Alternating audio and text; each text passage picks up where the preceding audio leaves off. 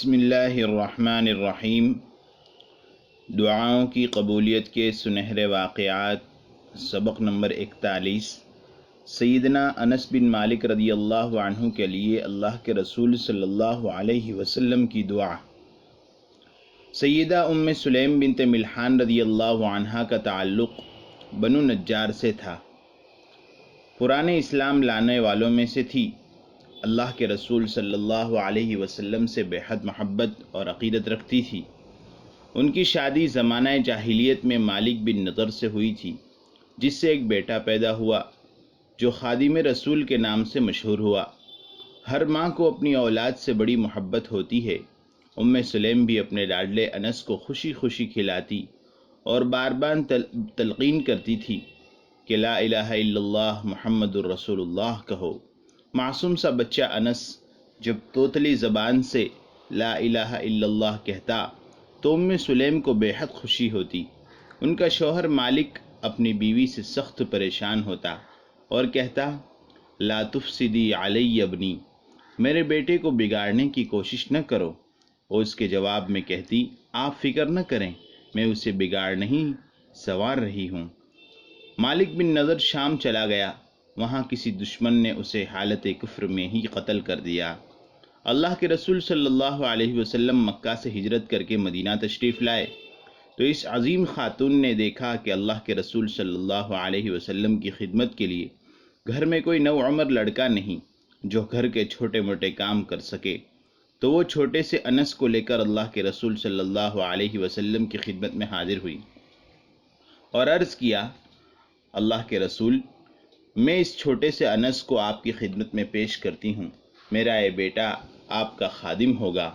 اللہ کے رسول صلی اللہ علیہ وسلم نے انس بن مالک کو قبول فرما لیا۔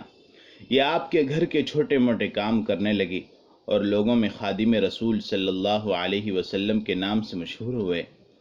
یہ خدمت چند برس نہیں بلکہ 10 برس تک رہی۔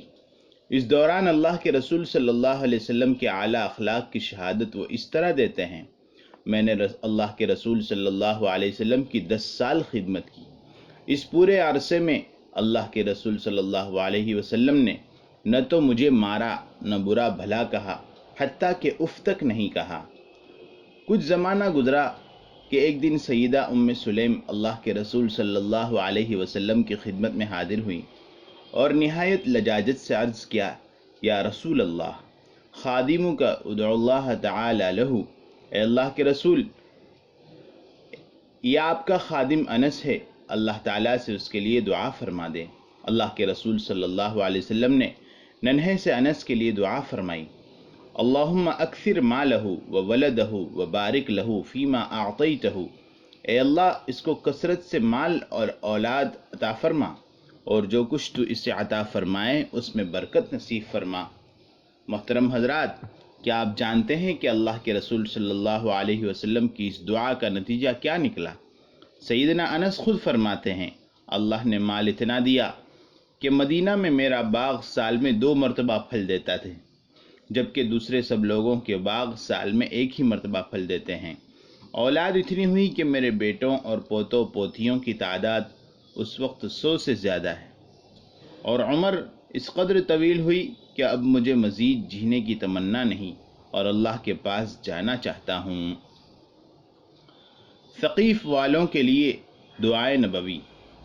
عرب کے مشہور ترین خاندان میں سے ایک خاندان بنو ثقیف بھی ہے۔ یہ لوگ بڑے بہادر تھے اور طائف کے علاقے میں رہتے تھے۔ اللہ کے رسول صلی اللہ علیہ وسلم جب دعوت توحید لے کر طائف تشریف لے گئے تو ان لوگوں نے آپ صلی اللہ علیہ وسلم سے جو بدترین سلوک کیا تھا وہ کسی سے چھپا ہوا نہیں، مگر اس کے باوجود اللہ کے رسول صلی اللہ علیہ وسلم نے ان کے لیے ایک مرتبہ اس طرح دعا فرمائی تھی، اللہم اہد ثقیفا وأت بہم، یا اللہ ثقیف کو ہدایت دے اور انہیں میرے پاس لے آ۔ ایک دوسری روایت میں آپ صلی اللہ علیہ وسلم کی دعا کے الفاظ اس طرح وارد ہیں، اللہم اہد ثقیفا، اے اللہ ثقیف کو ہدایت عطا فرما۔ محترم حضرات، دعائے نبوی کا حسن اثر ملاحظہ ہو۔ امام ابن اسحاق نے سیرت نبوی میں یہ واقعہ درج کیا ہے کہ رسول اللہ صلی اللہ علیہ وسلم رمضان میں تبوک سے لوٹے تھے۔ اسی مہینہ ثقیف کا وفد بھی حاضر خدمت ہوا تھا۔ انہوں نے اسلام قبول کر لیا اور رسول اللہ صلی اللہ علیہ وسلم نے ان کو امان نامہ لکھ دیا۔ آپ نے عثمان بن ابو العاص کو ان کا امیر مقرر فرمایا۔